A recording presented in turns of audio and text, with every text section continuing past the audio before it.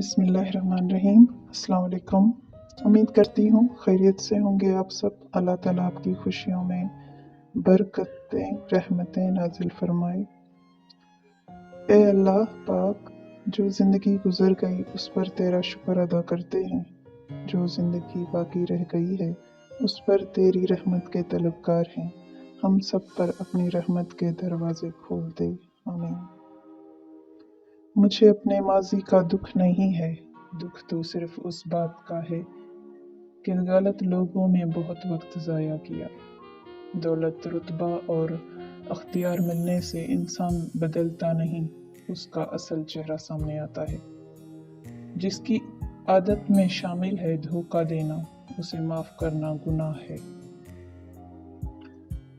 गलती ना होने पर भी कोई आपसे माफ़ी मांग लेता है तो समझ लें कि वो आपसे ज़िंदगी भर रिश्ता कायम रखना चाहता है।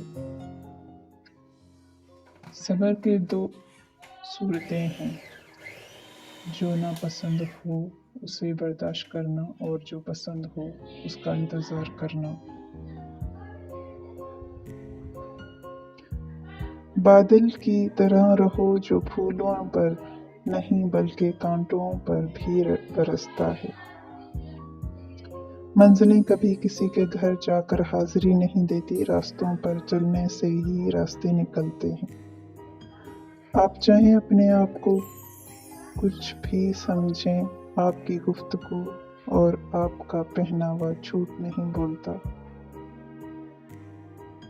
उस शख्स में हरगिज़ दिलचस्पी न लो जो तुमसे दूरी अख्तियार करता हो।